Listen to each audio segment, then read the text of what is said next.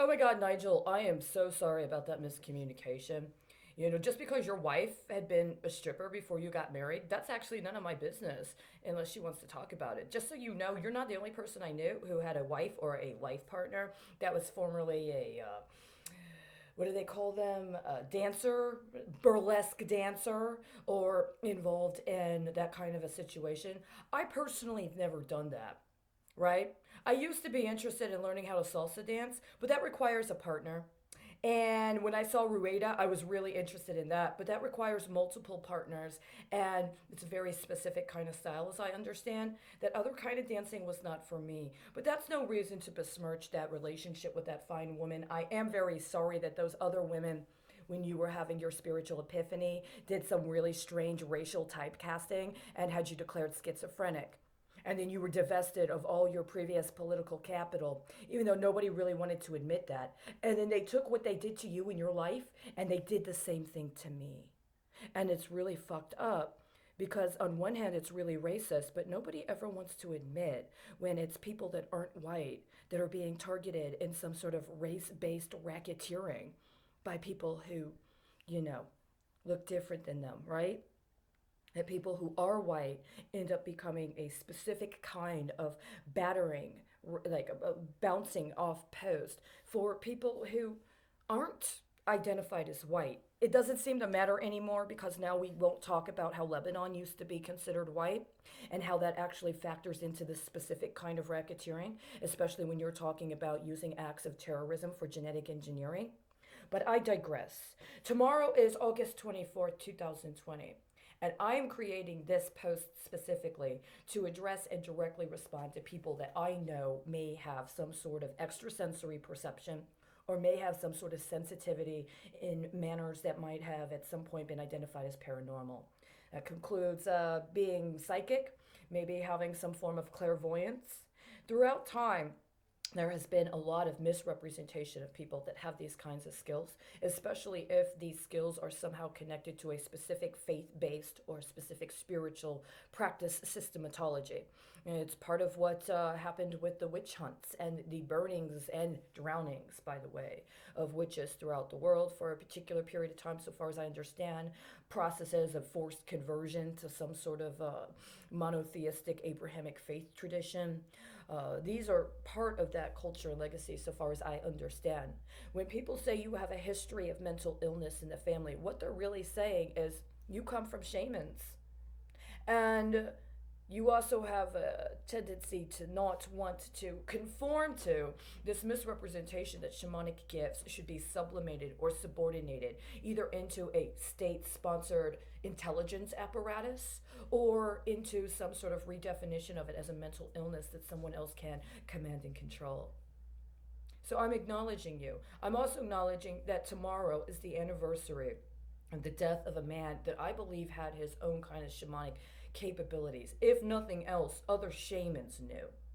And insofar as I was a young person when he died, I had a revelation about his death. See, when I was young, I used to have these dreams, and they started at a very specific time. But the thing about these dreams that was notable is that they were often in black and white. And the black and white dreams were very different than the color ones. And, during the first Gulf War, I had a couple. I still remember them. I can almost see the scenes, the actual scenes, almost pictures, like in my mind. And they've been with me my entire life.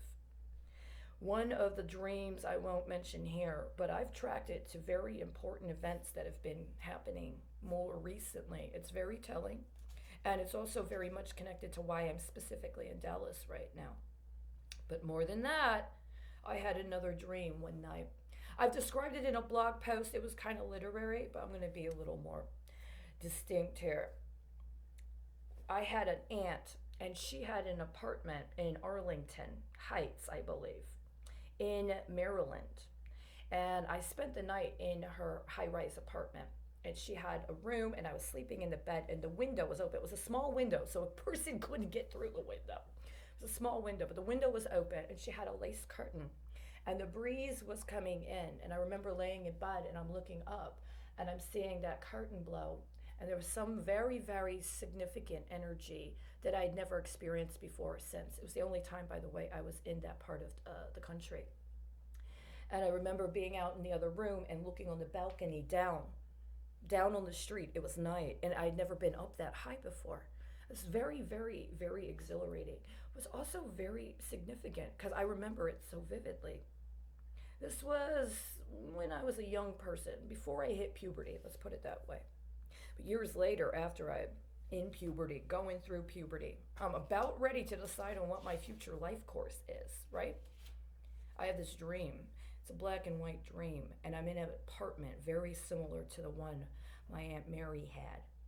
And I'm there, and I'm sitting at a desk, and I'm writing something. And then behind me, someone comes in the window.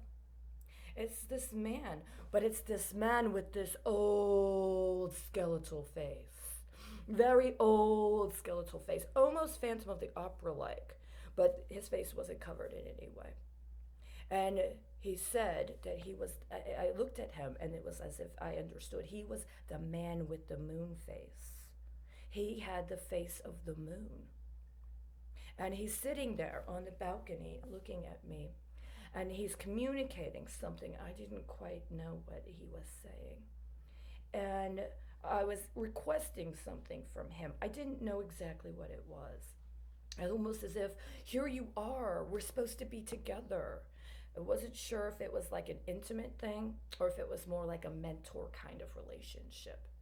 And he looked at me and he said, I will always love you. And then he jumped off the balcony. He was gone. Now, it wasn't like I didn't see him fall and splatter. I just saw him on the balcony, and then he turned around and he jumped off and he went off the balcony. And then the dream ended. I've done some tracking. This happened around the time of the death of what is alleged to be now, where you can find the publicly accessible information, a man named John Parnell Walker. And the ironic thing is, my understanding is that part of what he was doing was investigating securities fraud connected with Morgan Guarantee, and that part of this involved securities connected to a man named Gebauer. When I was younger than that dream, around the time other things were happening, I lived on a decommissioned Air Force base called Richards Gebauer. I do not think these factors are unrelated. I do not think John Parnell Walker committed suicide.